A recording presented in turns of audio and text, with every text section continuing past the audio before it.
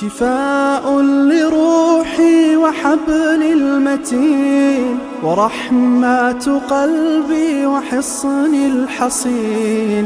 شفاء لروحي وحبل المتين ورحمة قلبي وحصن الحصين. وأمن حياتي وخير الدليل إذا تهت يوما مع الحائرين. فقرآننا هدينا والحبور وبشر يسلي الفؤاد الحزين.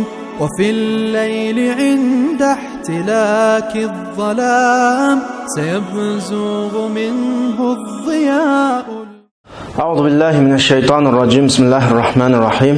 الحمد لله والصلاة والسلام على رسول الله وعلى آله وصحبه ومن والاه أما بعد.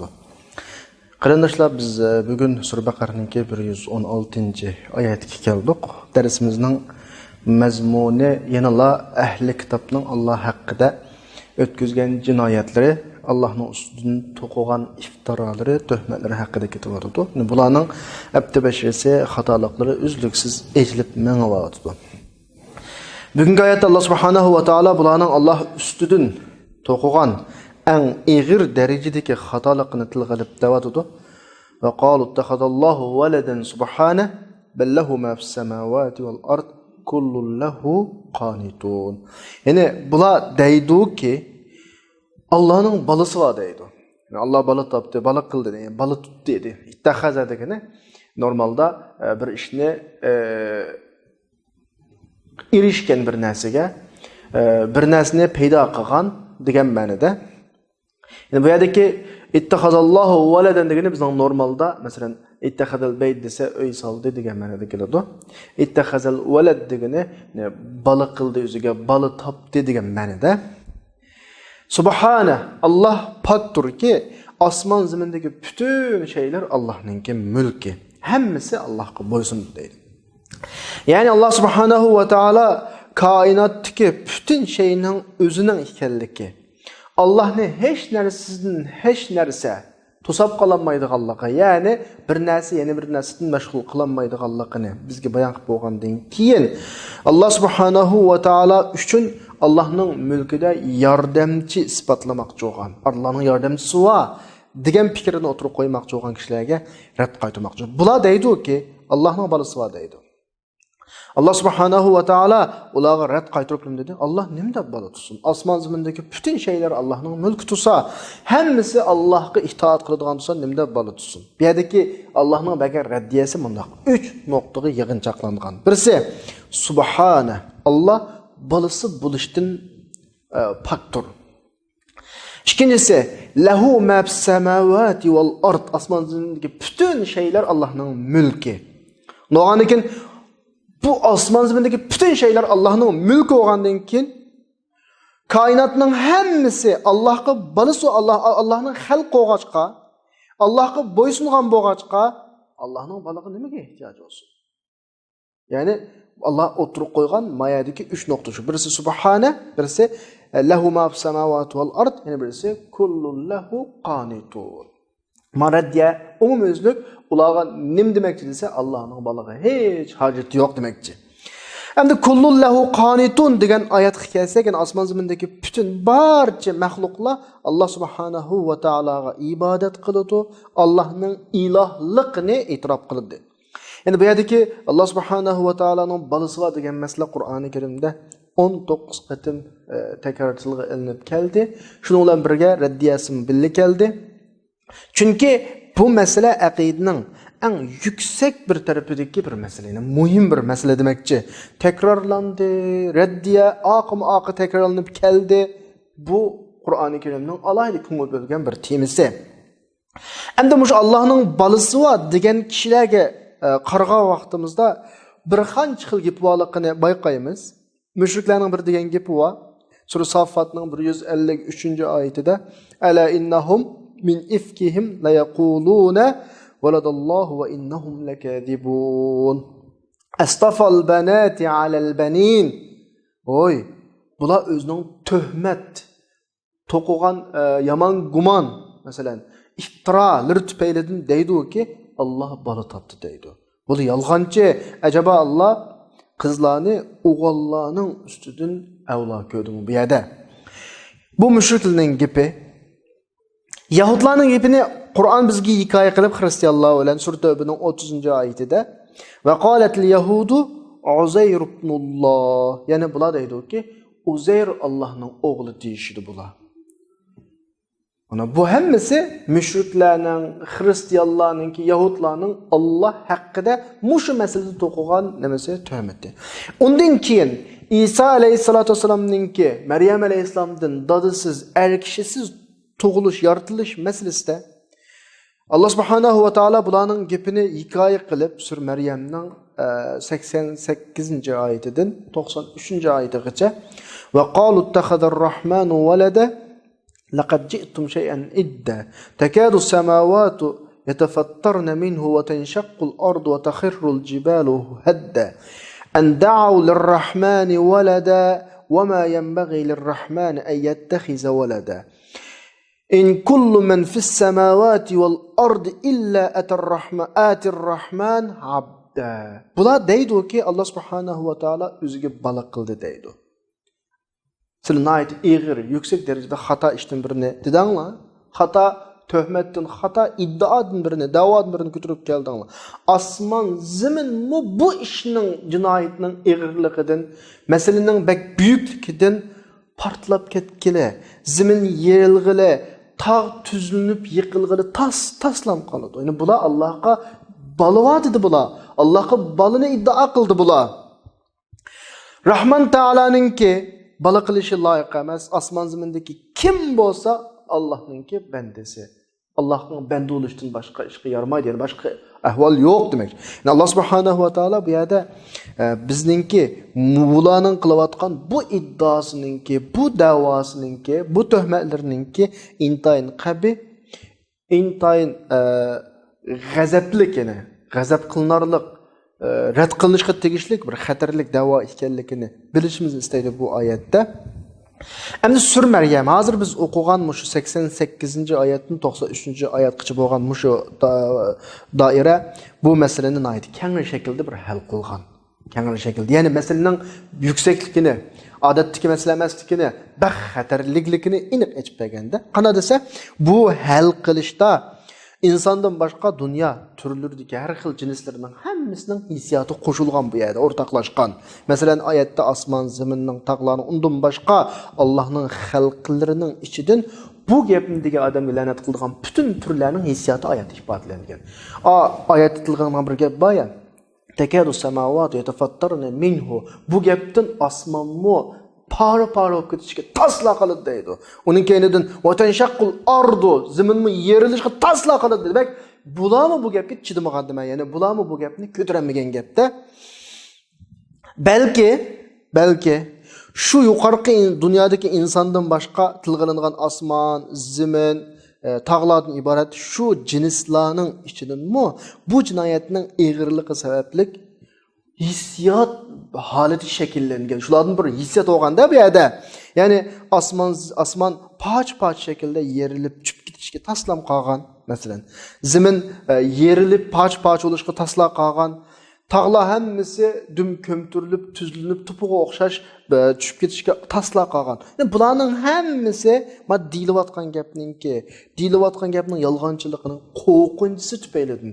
Ne kadar xatarli gap ekanligi bo'g'aliq tufaylidan bo'layotgan ishlar. Chunki bu xil iddia, bu xil da'vo Allohga aniq tuhmat. Allohning ustidan yolg'on to'qiganlik bu.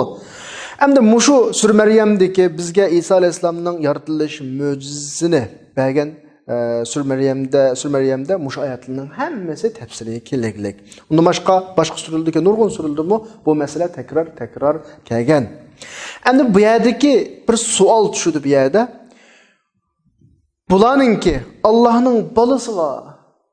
Allah bala tuqqan yoki bala topgan deb mushtaq deyishiga sabab bo'lgan shubhin nima? Bular nimaga asoslanib Allohning balasi var deydi?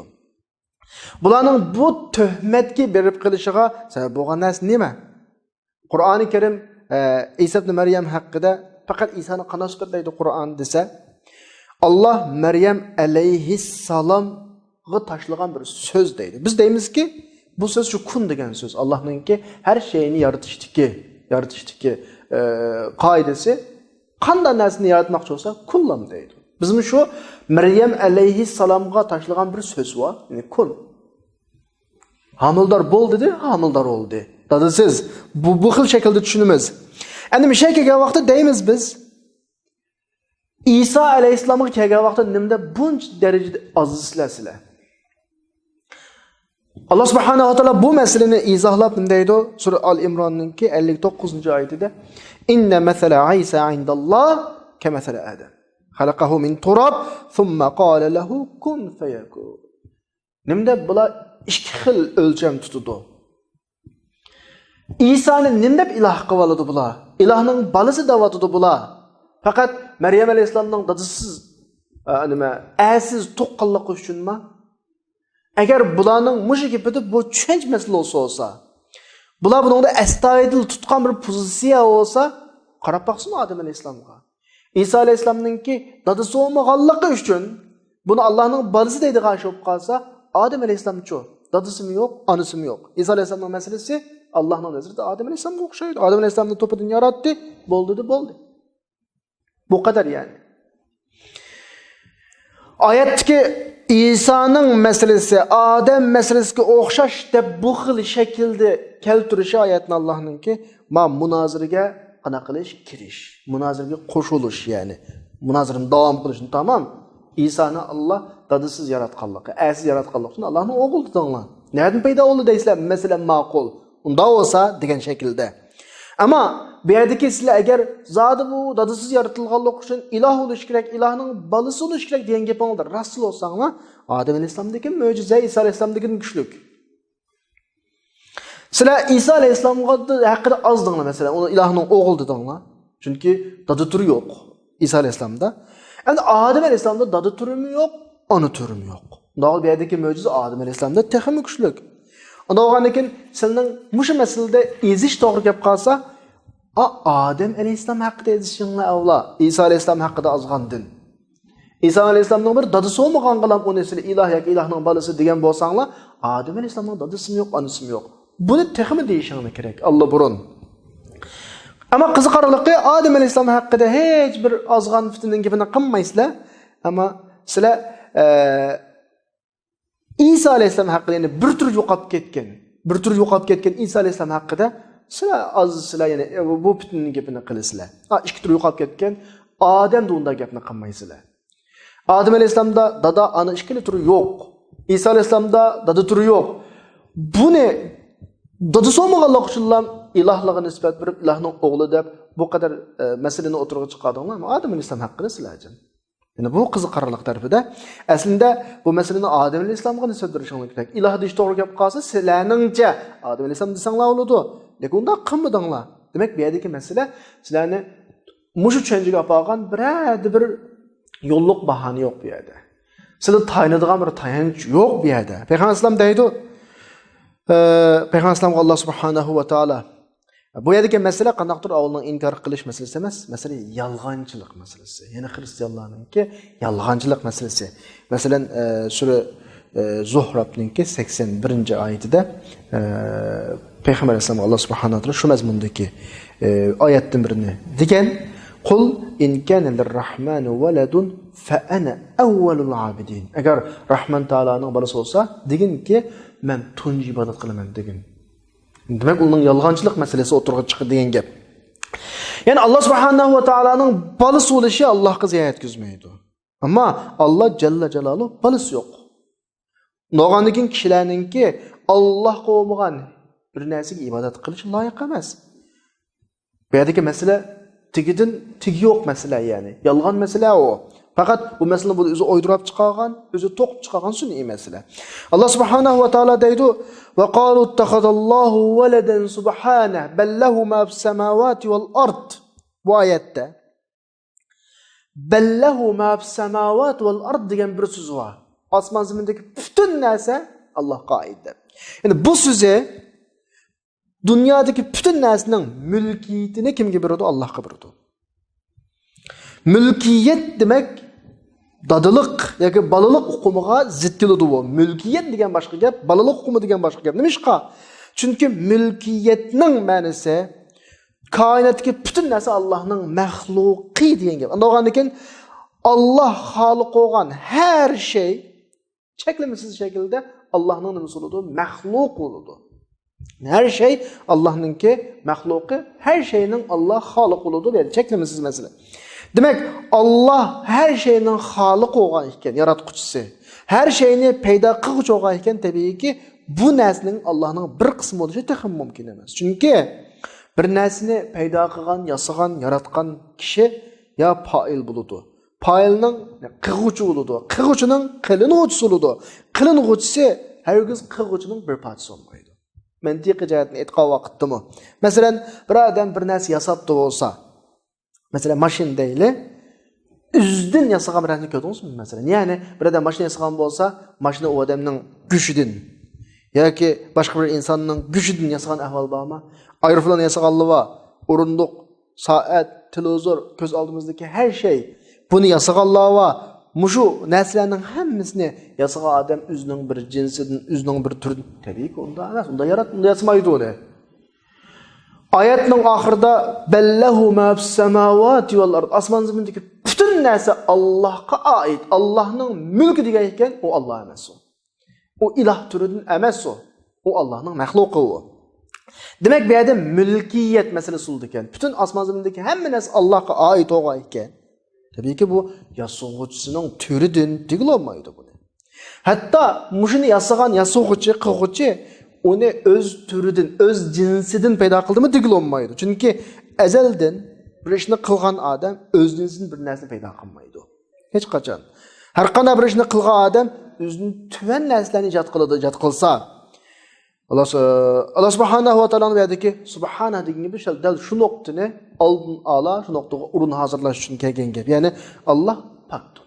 Allah yuqori deyilgan gapdir va deyiladigan gaplarning hammasini butunlay pokdir. Nima ishqa?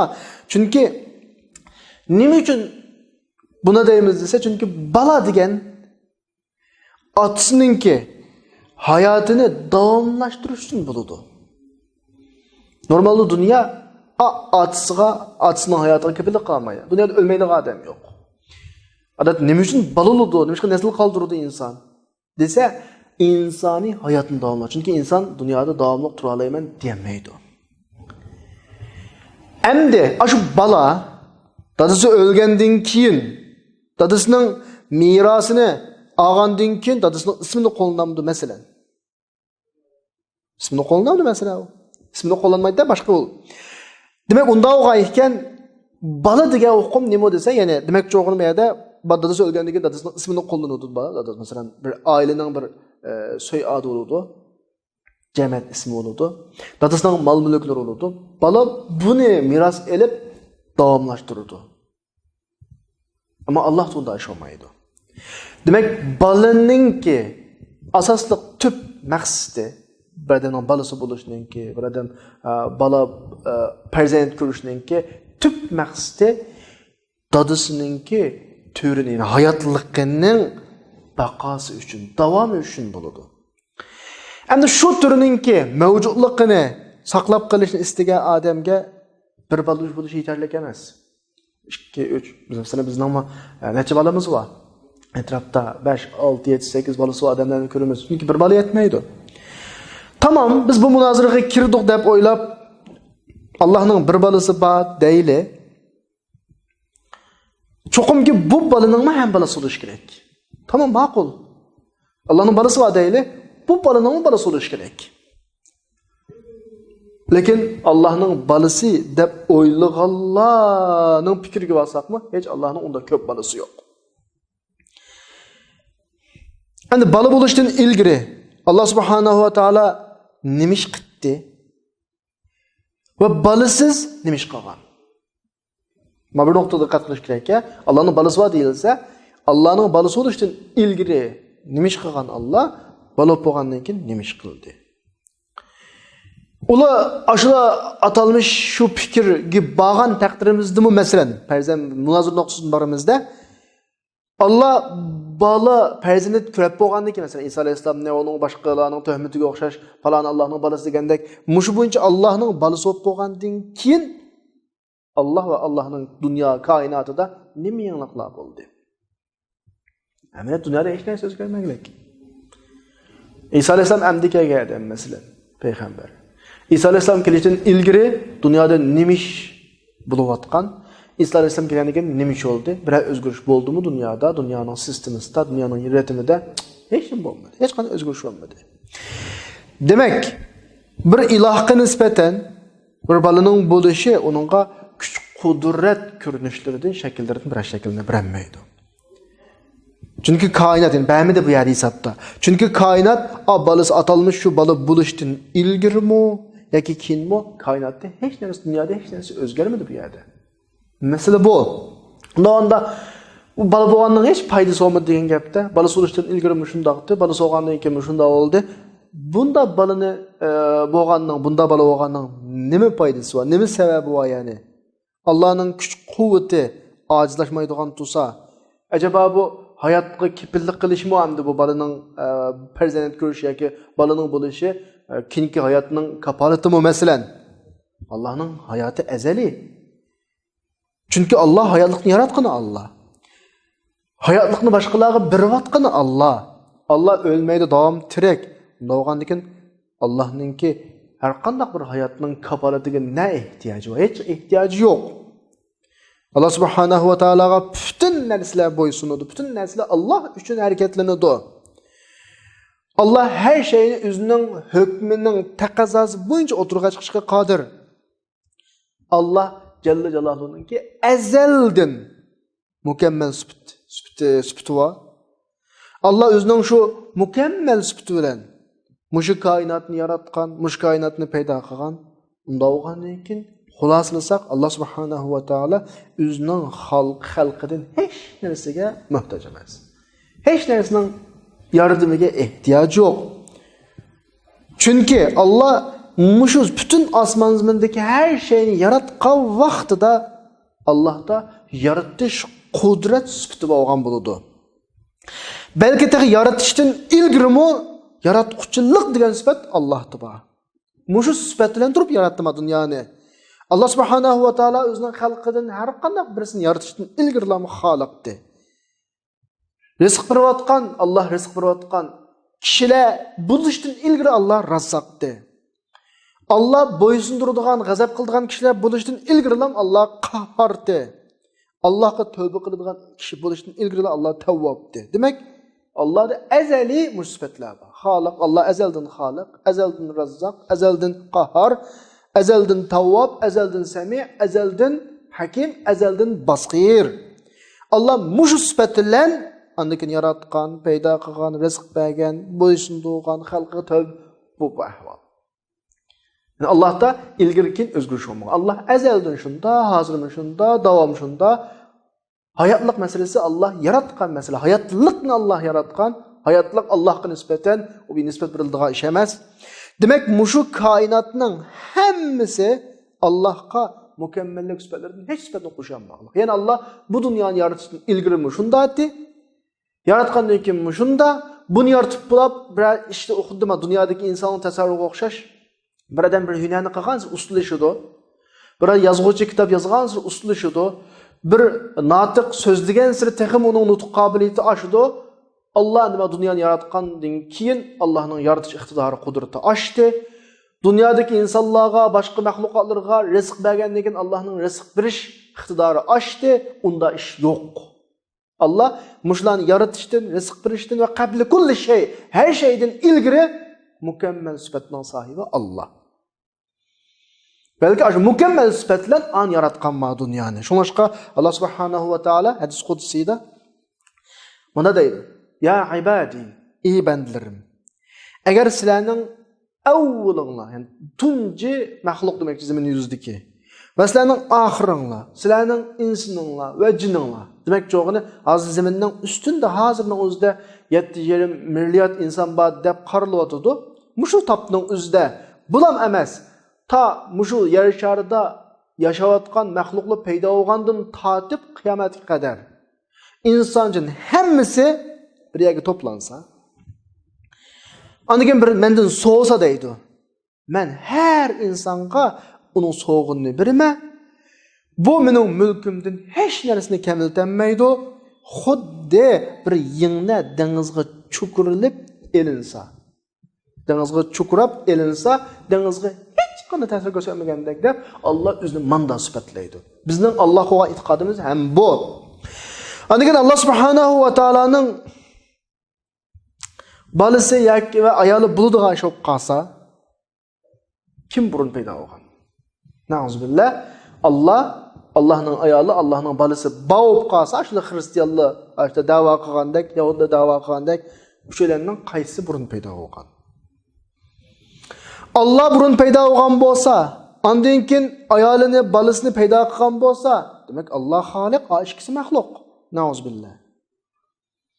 Agar ularning har biri o'zi paydo qilgan bo'lsa, uchalasi iloh, bir iloh emas. Nolğandaki bir bala ya məxluq ya ilah oluş gerek. Birinci mükemmellik Allah xas, bu bala Allah'a hiç neresini ziyade kılamadı. Bu noktadan yana o balısının ki peyda oluşqa hiçbir ehemmiyet kalmadı bu yerde. Çünkü Allah mükemmel kudret ilgisi, mükemmel sıfat ilgisi olgandan keyin ikinci bir balının, yani ilahının peyda oluşunun hiçbir kıymeti yok. Çünkü hem işini Allah kılalaydıgan tusu mesela. Hak Tebarek ve Teala muşu meseleni muşta. Demek gep şu yukarıdaki dekemdi. Allah muşu meseleni oturup koygan vaxtida Kur'an-ı Kerim'in sürülerinde pek köp oturup koygan. Bular bu sürü Meryem, bu sürülerin içindeki en köp oturup koyulgan sürü şu. Ve qalu ittehadar rahmanu velede degen şekilde. Ular Allah subhanahu ve Teala balı kıldı, Allah'ın balısı var deyişi degen şekilde oturup koydu.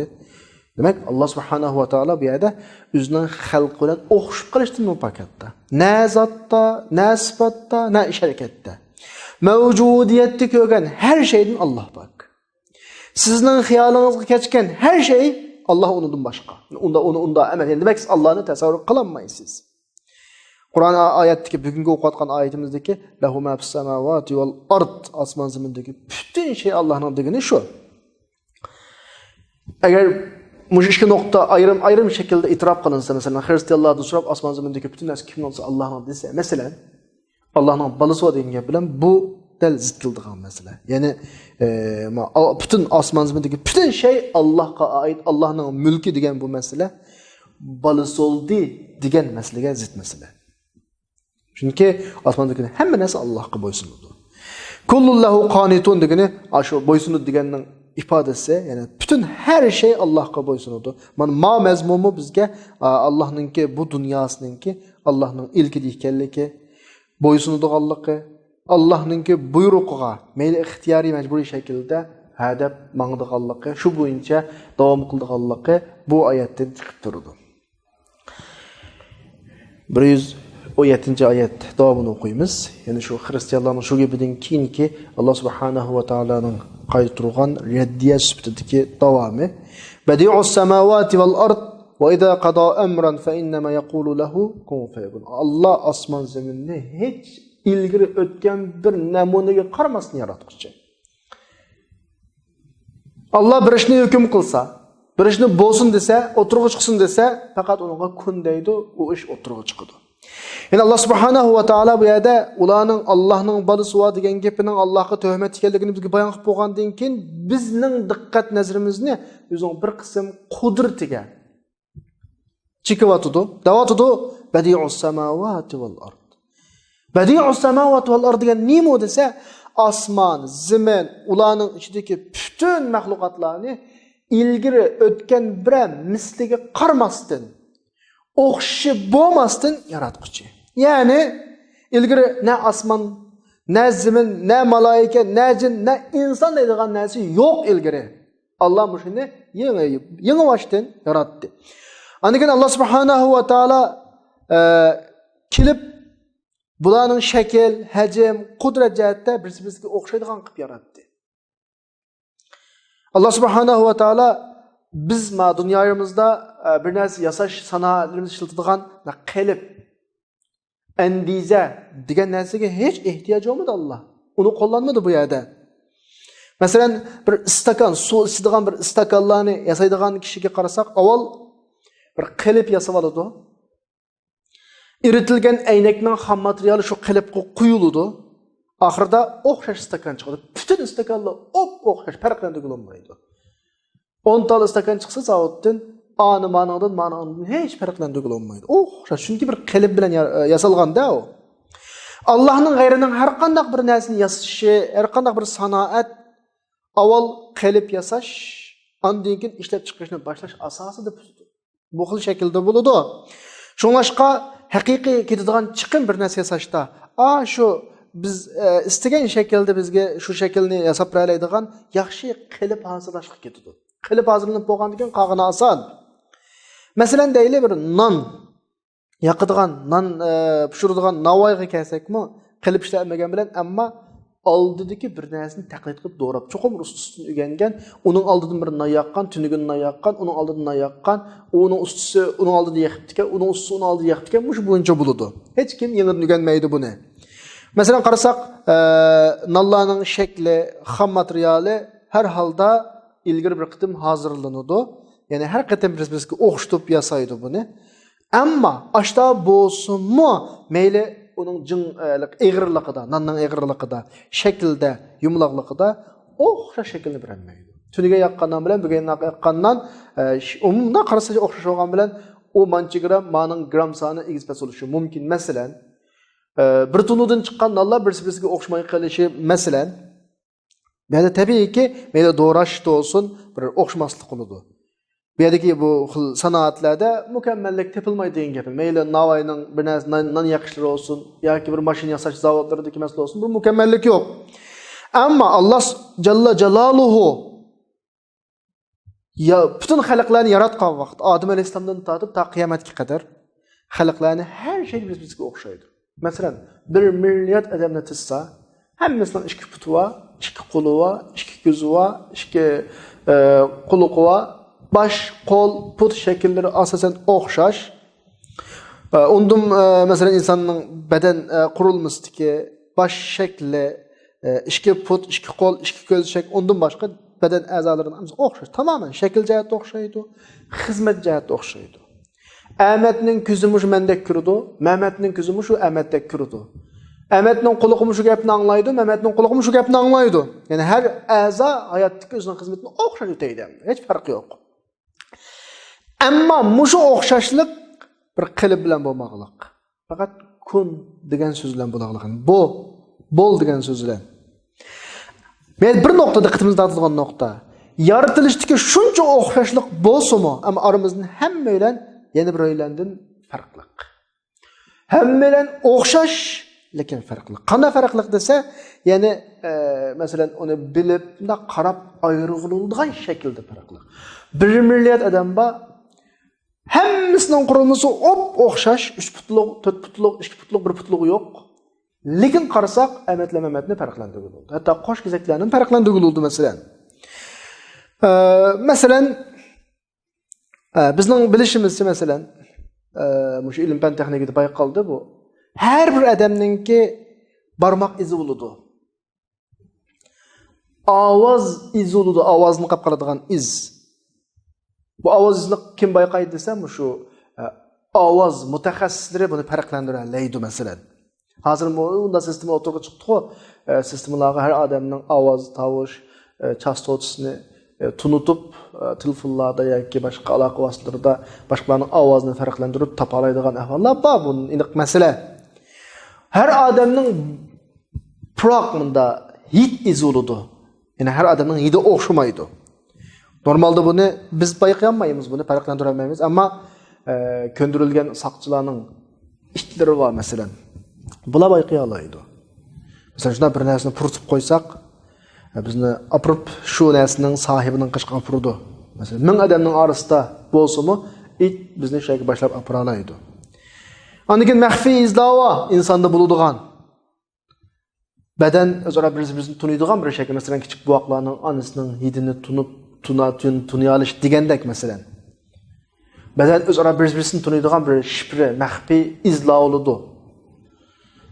Masalan deyli, bir adamning bir badaniga yana bir adamning badanidan go'shtni akilib chaplasa yoki bir a'zoni davolashlarida akelsa balkim uni rad qilib o'tishi mumkin. Yani tutmaydi maya. Ama şu bedenning o'zidan akelsa darhol birlashib bilan uning jarohatlari saqiydigan, masalan bir yerlari zaxmlangan bo'lsa, yana bir yerdan go'shtni elib ayaga chaplaydigan bir ahvollar bor. Bu doktorlikda, operatsiyachilikda mana tutmaydigan ahvol bor. Bu beden bir-birini tunuydi. Bedenning o'zining bir maxfiy biz qarab farqlantirib olmaydigan bir taraf bo'ladi. Demek ilim-fan orqali biz bu noktalarga erishdik. Yani tabii ki bundan kim erişişimiz ihtimal olan nurgun nesler buludu ilim-fan orqali. Yani nemu dese milyonlagan, milyarlagan insanlar o'xshasumu, lekin şu insanların her birini alohida boshqalardan farqlanib turadigan ve başka Allah'ın başka mahluklarda tekrarlanmaydigan bir taraf bo'ladi. Zaminga necha 100 milyard insan yaratılgan bolsa, Adem Aleyhisselam'dan ta bugünkü kadar. Şu necha milyard insanda necha milyard xil xas alohidlik bo'ladi. Bir-biriga o'xshamaydigan, ammo hammasi o'xshash edi. Badan shakli o'xshash, ikki putlab mang'adi. Ben bayatni so'zlaganda hammasi o'xshash shaklda yaratilganlik, ammo o'xshamaydigan taraf bo'ladi. Mana buning o'zi Alloh subhanahu va taoloning yaratishdagi bir mo'jiza. Allah'ın kainattaki mutlak kudretinki delili. Allah subhanahu wa ta'ala bizge Kur'an-ı Kerim'de müşahede umum bir okumni bizge bir vatıdı. Yani bula Allah'ın delil pakitlerinden birisi. Bu tasaddibi bupqaga iş emas. Belki aldın planlanmagan şekilde bupqaga iş emas. Belki Allah'ın kudretinden aldın hazırlangan işler.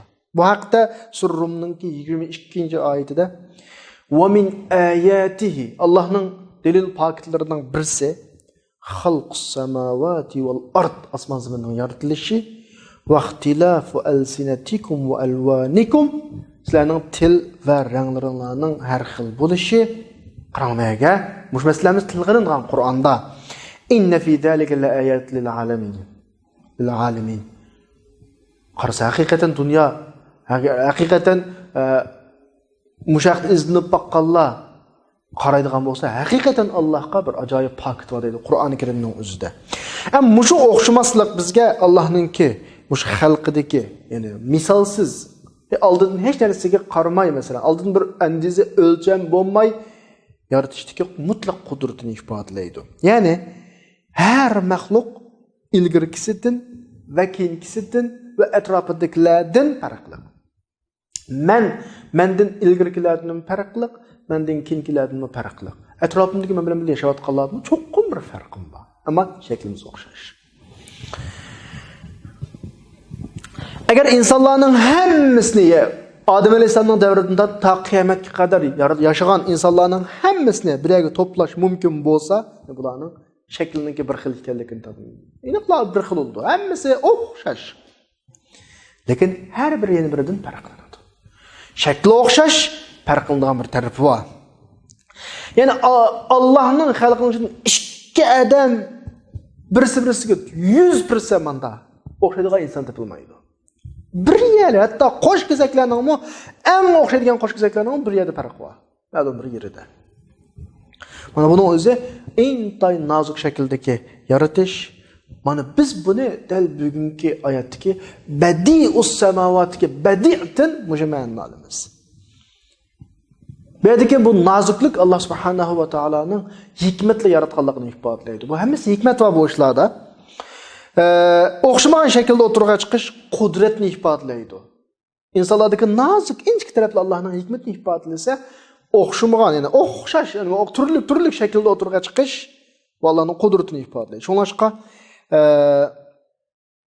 biz ölüp bizning bütün beden a'zolarimizning hammasi to'pida yo'qolib ketgandan keyin tuproqda Alloh subhanahu va taolo bizni qiyomat kunisi bir yerga akiladi, to'playdi. Mush to'plashdagi mavjudlik ham nima desa, har inson o'zining bütün a'zolari, o'zining shu shakli, dunyoda yashagan shu hay'ati bilan qayta nasl keladi.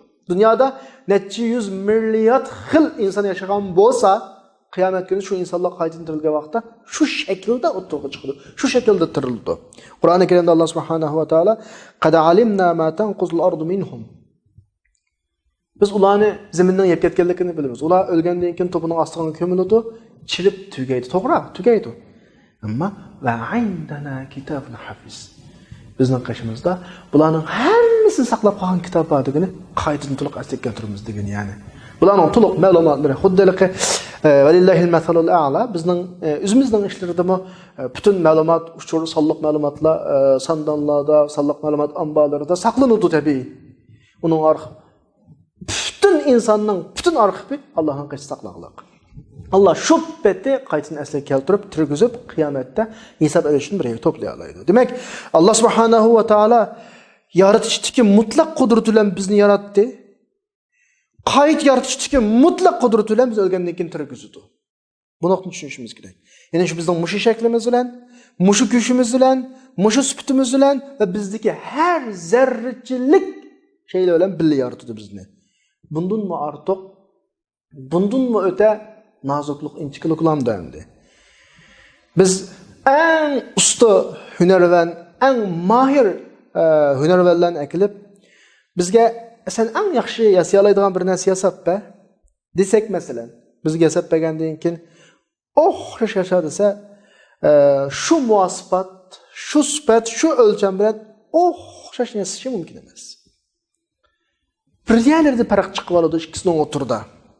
Chunki u ilgari yasagan shu o'lchamlarni ta'minlaydigan inchikki o'lcham uning yo'q.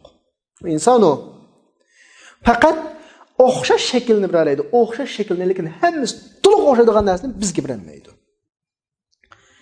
Alloh subhanahu va taolo Allohning xalqlari vafot tepib qiyomat bo'lgan vaqtida, yoki ularni tirildirgan vaqtida shu dunyoda yashagan shu tarkiblari bilan ortiq kam bo'lmasdan to'liq asliga keltirdi. Chunki Alloh subhanahu va taolo muayyan qilib qarab turib yaratmaydi, bir narsaga bo'l deydi, bo'ladi. Alloh bo'l deb yaratgan bizni bo'l deb ham tirgizdi. Tug'iladi deb ham tug'ildirgan bizni tirlar deb ham qana qildi, tirildirdi bizni. Endi bugungi oyat karima deydi: "Badi'us samawati val ard idza qada amran fa inna ma yaqulu lahu kun fayakun" dawatudu. Yani bir narsani qachon yaratmoqchi bo'lsa, shu bo'lam deydi, bo'ladi deydi. Endi kun degan so'z Qur'oni Karimda ko'p kelgan. Arab tilida buni biz o'rtaq ko'p ma'nolik so'z deymiz, kunning ma'nosini. Ya'ni so'z bir, ama ma'nosi jumlada kelgan o'rniga qarab farqlansa, masalan, qado degan bir so'z bor. Bir misol olaylik bu yerda. Buning turli ma'nosi bor. Hamma ma'nolarni o'z ichiga olgan bir ma'nosi bor. Masalan, qado bazı vaqtda Allah subhanahu wa taala bazı vaqtda baka oldu, tugidi degan, bekor oldu, tugidi degan munda ma'noda keladi. Masalan, Sura Baqaraning 200-oyatida fa iza qadaytum manasikakum deganda sizlarning haj faoliyatingizni tugatsanglar, haj faoliyatingizdan bekor olsanglar deb munda kelganlik. Tasur Tahaninki 72-oyatida faqdi ma anta qadin degan o'rinda xalqingni qil deb tarjima qilinadi. Yani qilish, etish degan ma'noda. Ondan boshqa Sura Ahzabning 36-oyatida va ma kana limu'minin va la mu'minatin idza qadallohu va rasuluhu degan Allohning rasuli bir narsa desa, mu'minlarning ixtillash haqqi olmaydi deb desa degan ma'noda. Yani başka ayetlerde mesela Allah subhanahu wa taala ahiretdeki kupparlarni dozaqdan ölen bilan qutulmak çok Allah'ını tasvirlab bizga nima deyotdi? Sura Zuhrabning 77-oyatida va nadaw ya maliku liyaqdi alayna rabbuk. Dozaq ahli, oy, ma dozaqning maliki farishtaga xitob qilib, va Rabbing bizning jinimizni olsa deb qado yaqdiga. Bayatning biz so'z misol qilyapmiz biz hozir. Cenimizni cenni elish degan ma'nosida so'zlar kilovatdi bu oyatda. Sura İbrahimning 22-oyatida va qala shaytonu lamma qudiyal amru deb keldi. Qudiya bika bo'ldi, ish bitdi degan ma'noda. Ya'ni ish bitib hisob jazo tushsa degan ma'noda. Sura Qasasning 29-oyatida falamma qada Musa al-ajala tugatdi, tamomladi degan ma'noda. Musa vaqtni tugutib, ahlini apmangapti degan ma'noda. Sura Yunusning 54-oyatida va qudiya baynahum bil qist deganda hukm qilindi, ayrildi degan ma'noda ularning o'tirisida adolat bilan hukm qilindi deb tarjima qilinadi. Sura Isroning 4-oyatida va qadayna ila bani Isroil fil kitab biz banu Isroilga kitobda shuni bildadik, qada bildadik degan. Demak, yuqorqi olgan misollarning hammasini shuni ko'rib oldikki, qadoninki turli ma'nosi bor, har xil ma'nosi bor, jumlaning bayoni buni belgilaydi. Ammo bütün ma'nolarni o'rtaq o'z ichiga oladigan hamma ma'ni bir yakiradigan bir ma'no bor. U o'simi qadoning hakama ma'nosi, hukm qildi degan. Bu ana ma'nosi qadoning asosiy ma'nosi shu. Endi bugungi oyatimizdagi nereden chiqib qoldi bu gap desa, va iza qada amran degan bir oyat bor. Ya'ni bir narsaga qana qilsa, hukm qilsa, qadoni biz bayatning bir muncha ma'nolarini tilga oldik ya. Men bayatni tarjima qilgan vaqtda hukm qilsa, iroda qilsa tarjima qildim. Bugungi oyatdagi qadoning ma'nosi nima desa, bir hukmni hukm qilsa, shu aman bo'ladi degan gap yani. Ammo biz bu yerda bir nuqtaga diqqat qilishimiz kerak. Va iza qada amran fa innama yaqulu lahu kun fayakun. Bu deganlikning ma'nosi her iş Allah'ın nazarında bor. Allah'ın ilmida bor. Ammo Allah o iş bizning ilmimiz, ya'ni bizning ko'z oldimizda namoyon bo'lmagan. Masalan, ya'ni o Allohga nisbatan yangi ish emas, faqat biz ko'maklik. Madem Allah subhanahu va taolo yaqulu lahu dedi oyatda, Allah onunga deydi deb bir gapni ishlatdi, ya onunga bo'l deydi, bulut deb. Demak, Alloh taolo banasiga xitob qildi. Mana bir nuqtaga diqqat qiling. Oyatda Allah qanday bir ishga hukm qilsa, bir ishni yaratmoqchi bo'lsa, bo'l deydi, bo'ladi. Allah bo'l degan gapni kimga deyotdi? Banasiga. Demak, her şey Allah'ın nazarida bor. Yaratılayotgan insonlar, bo'layotgan hammasi Allohning qarshida bor. Faqat bizning ko'z oldimizda oshkor bo'lmaganlar meri. Allah bo'l deydi, o'tirib chiqadi. Chunki Allah yo'q narsaga xitob qilmaydi-da. Ammo bu banasi Allah'ın nazarida bor, bizning ilmimizda emas. Biz ondan hech narsa bilmaymiz endi. Faqat Allohning ilmida bor. Shuningga bunda bir gaplar bor, Allohning nurg'un ishlari bor. Buni ba'zini oshkorlaydi, ba'zini qanday oshkorlamaydi. Demak, u hamma narsa Allohning nazarida mavjud.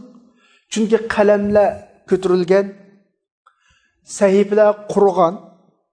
Ammo bizga, ya'ni biz bilmaymiz emasmi? Bizga Alloh uni oshkorlaydi, an bilamiz. Bo'lmasa, hamma narsa aslida Allohning ilmida bor. Faqat bizning bilish masalamiz. Allohning har narsani yaratmoqchi bo'lsa, bo'l deydi degani, hamma narsa Allohning ilmida bor. Chunki qalam ko'tarilganligini ish bitib bo'lgan. Alloh hamma yaratadigandan hamma yaratib bo'lgan. Bo'ladigan ishlarning hammasini bo'ldirib bo'lgan. Bizning ko'z oldimizga o'tirib chiqishdilar. Allohning kun degan buyrug'iga qarashliq kun desam, u narsa bo'ladi. O'tirib chiqsa chiqadi, bu qadar yani. Shundan bugungi darsimiz bu yerda to'xtaydi. Va axiru da'vana alhamdulillahi robbil alamin.